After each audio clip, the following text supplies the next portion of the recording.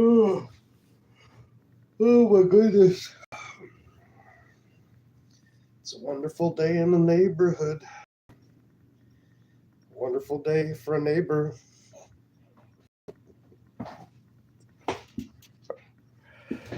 All right.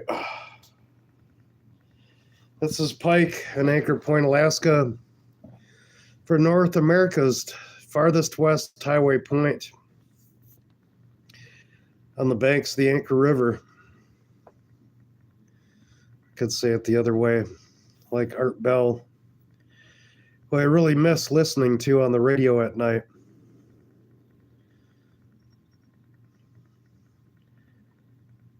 I'm going to do some more reading for us tonight. Mass of the Atheist, about Kolemnia Tales by Varlam Shalamov, by Alexander Popov. Hope everyone's doing good tonight. Everything is flooding here. I've just been dealing with flooded buildings all week long, since Sunday, 10 o'clock at night. What is it, Thursday now? Good heavens. It's just been endless with flooded buildings. Yeah, I used to like listening to Art Bell so much. And I got to talk to him a couple times on the radio over the years. And ever since it became George Norrie, that's like when Coast to Coast AM just kind of disappeared for me. So the reading that I got for us tonight,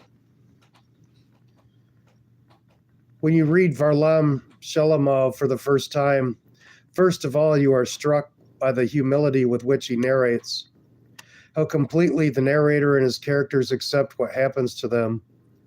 Everyone knows that the son of a priest, Varlam Tikhonovich, was an atheist, and unlike Solzhenitsyn,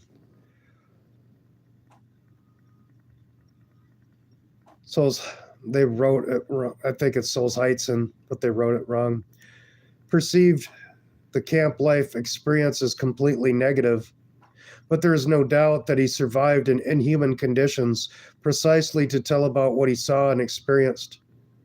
5 collections of short stories and the anti-novel Vishera, several novels and wonderful poems, a few literary articles. This, in fact, is Shalamov's literary heritage. Critics wrote that the author blows up the text in order to create a mosaic of camp life from fragments. Following the tradition of literary modernism and inscribing the camp theme in the context of the avant-garde of the 1920s. To what? And how can the reading of the atheist Shalamov be useful to an Orthodox audience?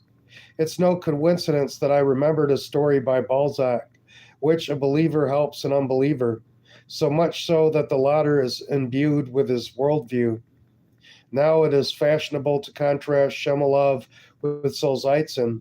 They say the former is a Soviet writer and communist, and the latter is a nihilist and destroyer of ideological strongholds.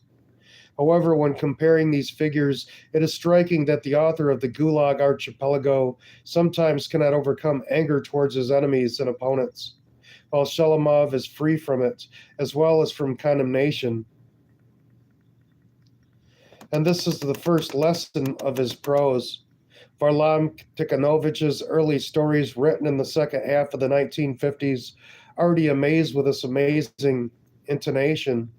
Coupled with undoubtedly literary skill, they are just perfectly written and not malicious.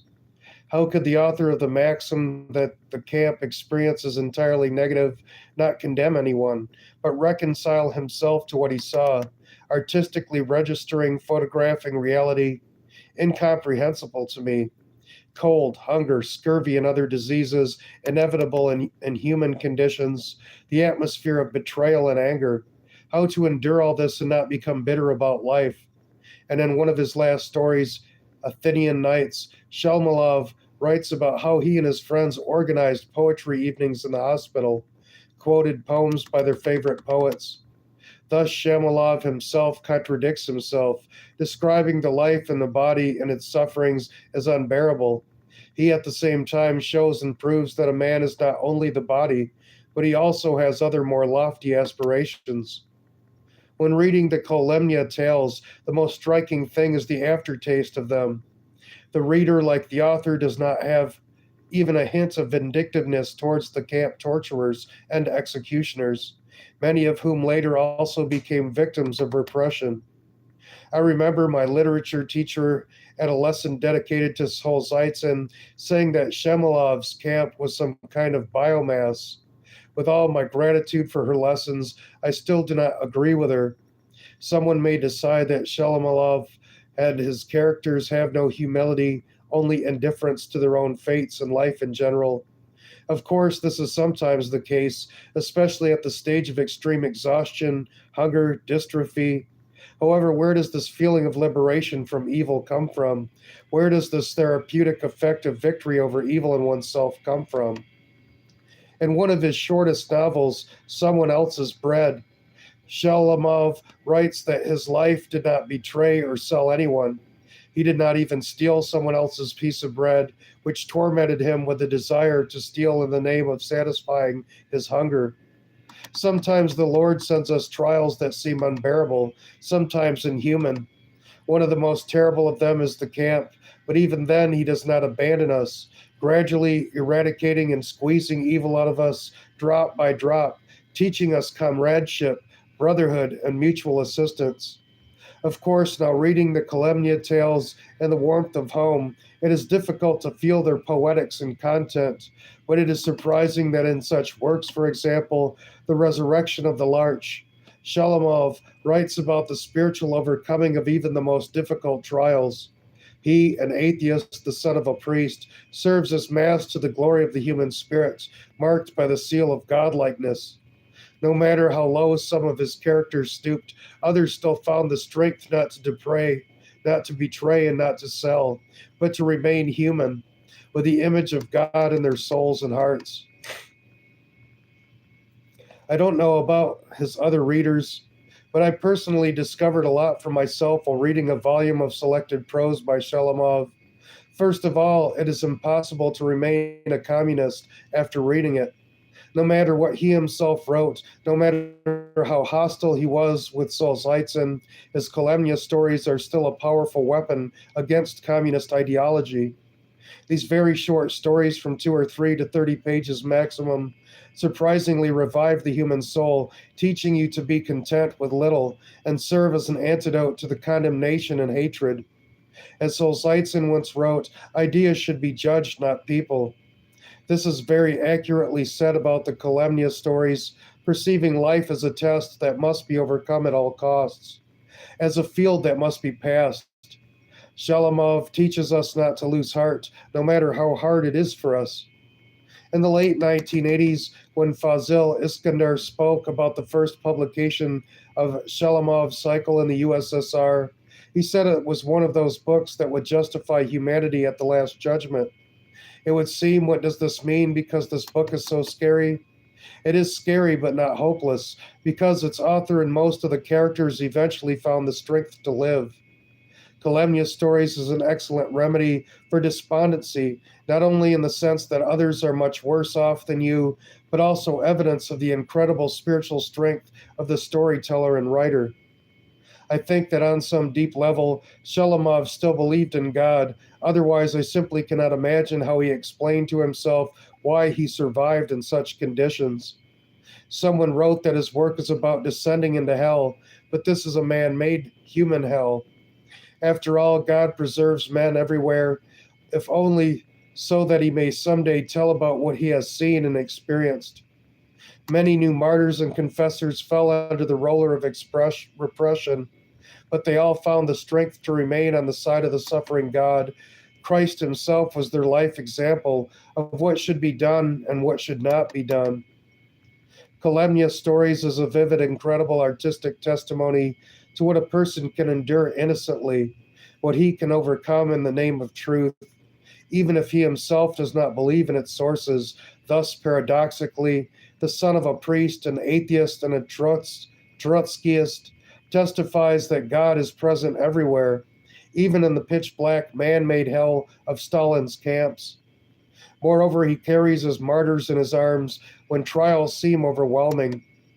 If I ascend into heaven, thou art there. If I descend into hell, thou art there. Psalms 138:8.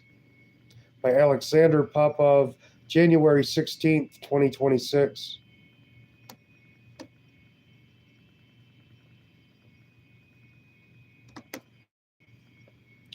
Next story that I'm going to read for us is called Watch by Natalia Prokofyeva. Many stories from the life of the clergy of the Komi region were told by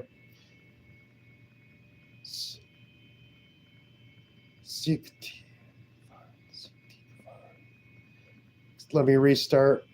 Many stories from the life of the clergy of the Komi region were told by Sikitvar, local historian Anna Melikina. In one of her meetings, Anna Georgievna showed a photo of the writer's uncle, Varlam Shalamov, priest of the village of Vochka, Republic of Komi, Prokopy Shalamov, and his wife, Maria. In the picture depicted a tall, slender young man with a shock of naughty hair, on the hand of which the fragile young lady rests. On the back of the photograph, there's an inscription. The Shelamovs, Mr. Veliki Utishyug, 1899, is a happy year. When a new priestly family of the graduate was born, Volgolda Theological Seminary of Prokopy Shalamov, and 17-year-old Maria Rogova, who graduated from the Ustyug Diocesan School. Immediately after the wedding, the newlyweds went to their husband's homeland in the village of Votka.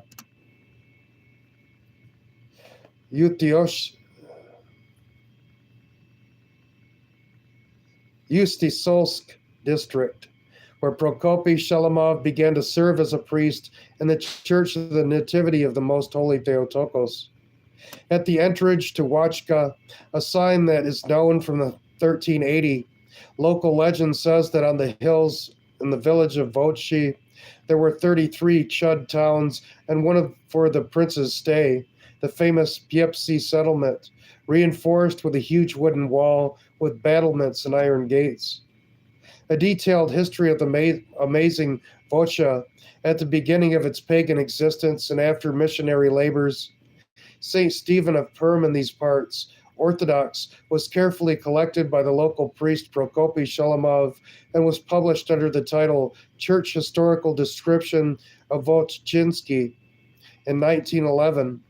In the preface to the book, Father Procopius writes, the purpose of this pamphlet to let future members of the parish church know and parishioners about the past days of their parish church and parish, as well as to give a short guide for the future historian of the Orthodox Church and the Russian Kingdom.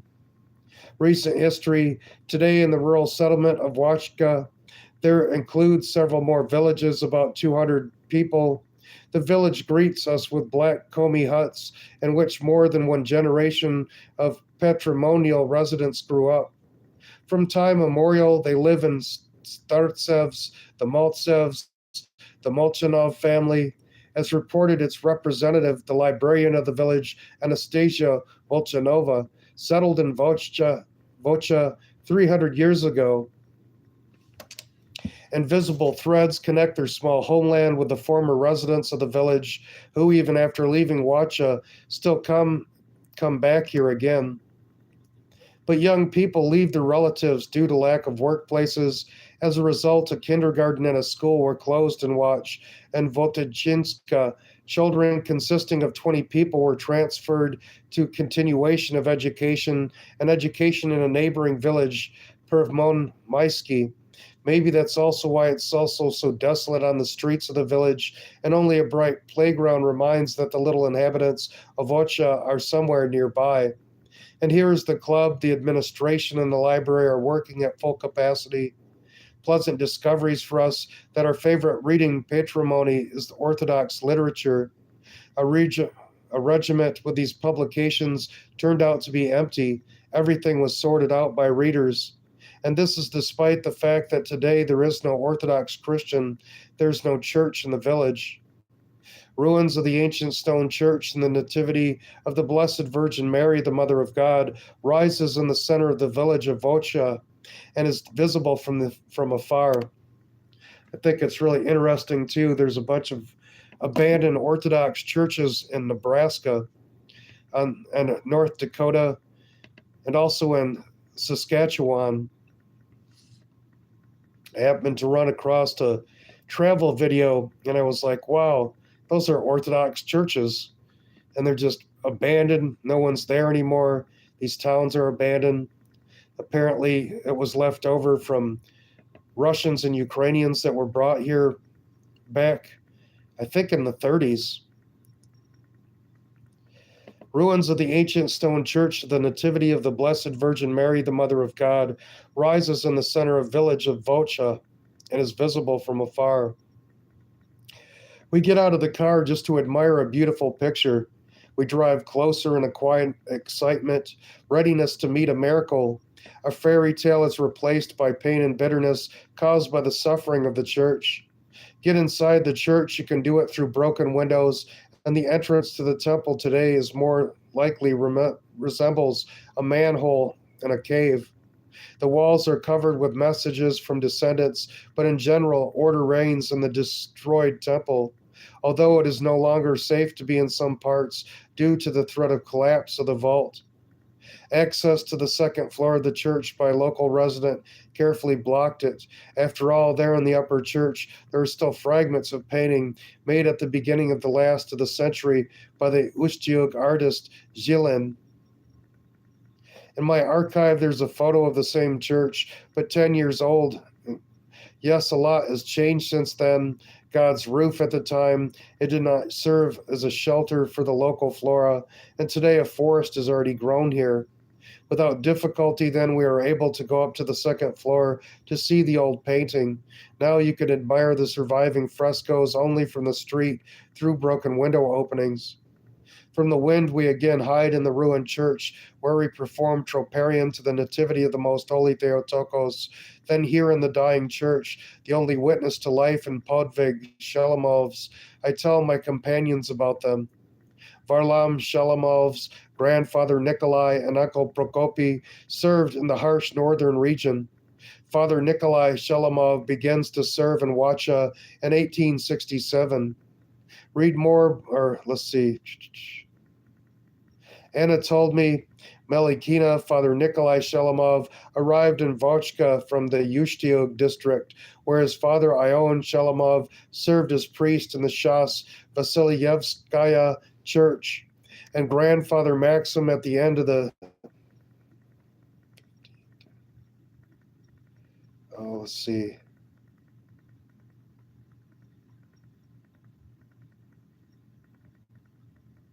18th century? No. They didn't write this right on the Roman numerals. Karlampium Shemelov served as a sacristan in the city of Velikty Ustiug. I'm going to guess it's in the 16th to 17th century. Father Nikolai and Matushka Tatiana had a large family. The couple raised 6 children. Service details, Father Nicholas and Vocha, have been preserved thanks to the tireless activities of the village chronicler. His son and successor, priest Pachomius, in the obituary, a wreath on the grave Good Shepherd, Prokopy Shelamov, tells to his father, a priest. He seemed heavy, the feet of service in an unfamiliar land and a foreign people. The first impressions upon arrival in the place were not a happy ministry.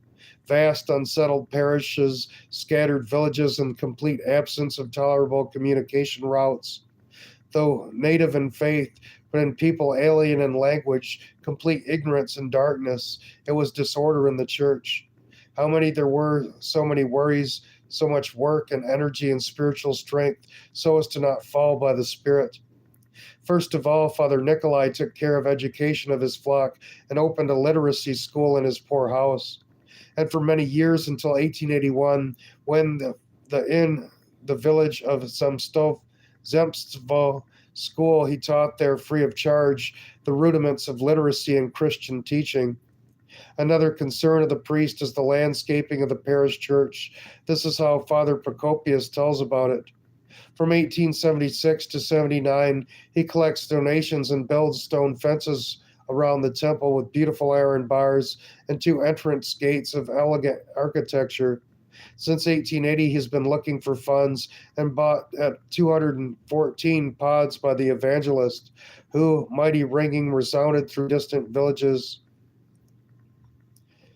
announcing to them the time of prayer, a bell. So that was a bell, 214-pound bell, or close to pounds. 7 years later, he builds the Warm Church there, a new iconostasis with good carvings and high gilding.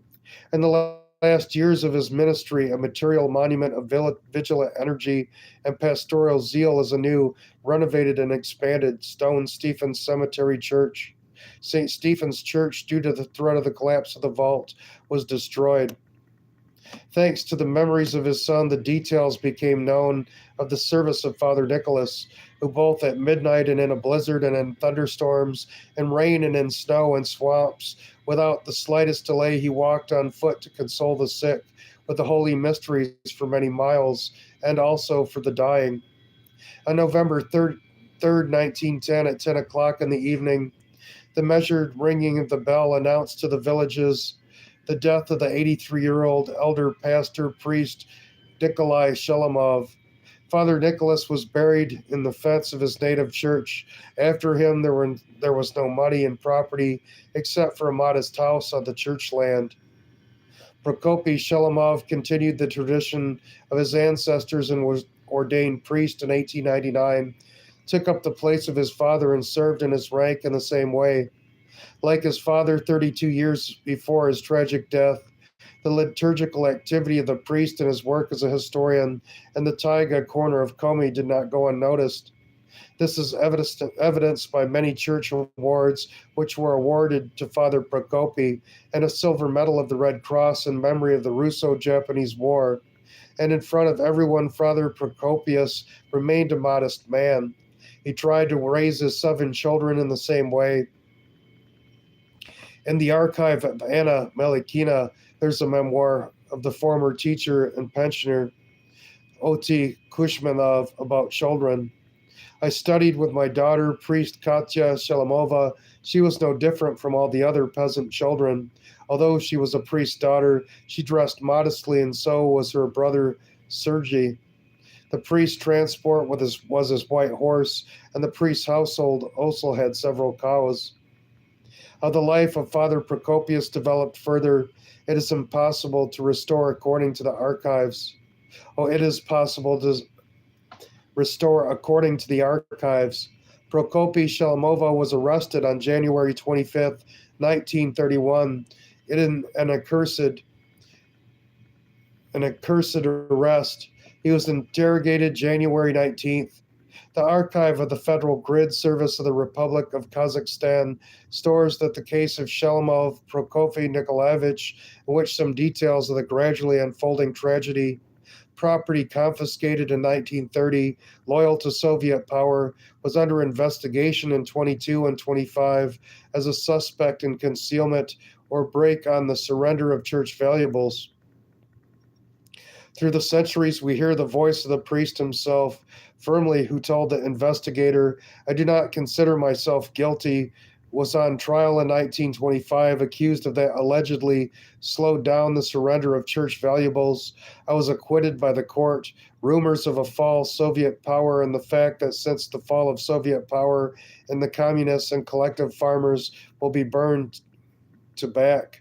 I did not spread the brand, Khan's collectivization of rural. I also did not speak and did not get agitated. In terms of logging, I also did not say a single word.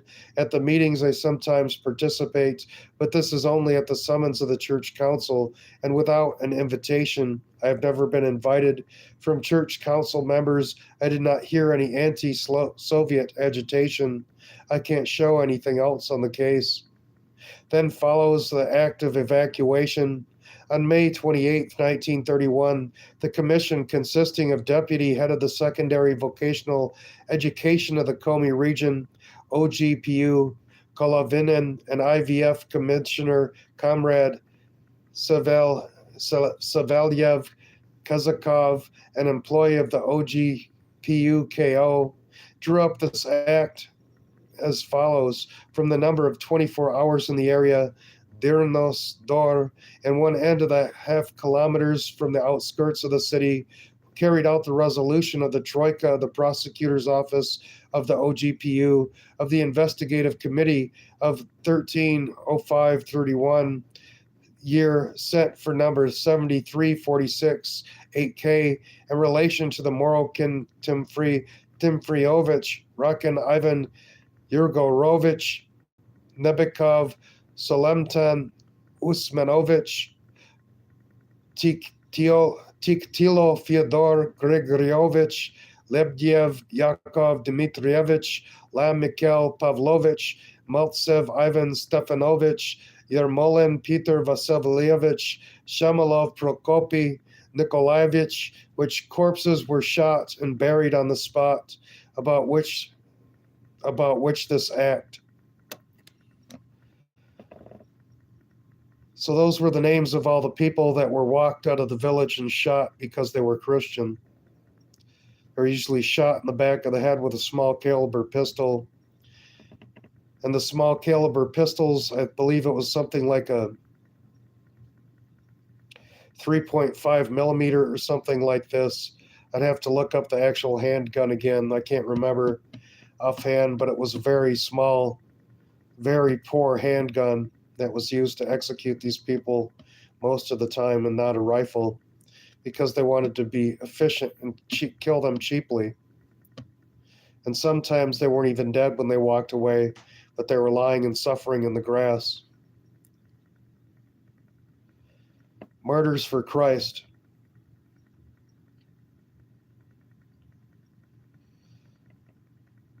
This communism and the socialism, we see it's trying to rear its ugly head again in the United States. And there seems to be, well, of course, there's only one political party that seems to be pushing it. And there's still the old Nazi, the old Jewish Nazi that murdered his own people, behind a lot of this and funding a lot of these political rallies, George Soros. We still see the same thing trying to come back over again. It's like that corpse just won't go into its grave. So I read these stories. Some people might wonder, why do I read these stories about all this history and read about all these people that suffered and died? We learn from history, and we're doomed to repeat it if we don't learn about it. The youth today in America think that it's somehow okay to have communism and socialism.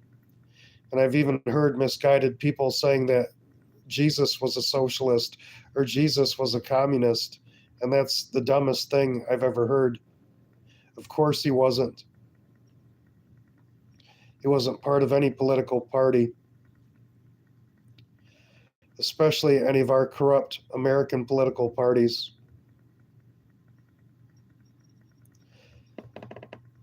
Jesus is God.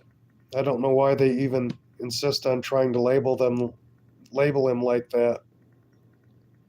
But that's usually people from universities who've been indoctrinated into leftism, try to run that as a go-to to justify the evil that they believe in, their narcissism. So that's why I read these stories about this history. I think it's so important, and it's part of the church. It's part of the church history and the world history, and it's a lesson for us. Stumble on some of the names, but I'm trying to get better at it. I love you all so much. God bless. I'll be back a little bit later to do some more reading. As you can see, I'm still losing my voice. Fighting to get it back. And I feel like a drowned cat today, taking on another flooded building. So I can't seem to get out of the water this week. I just want to wear chest waders tomorrow. I love you guys so much. Don't forget to pray for everyone in the world so that everyone in the world has someone praying for them. And I'll be back in a little bit. God bless.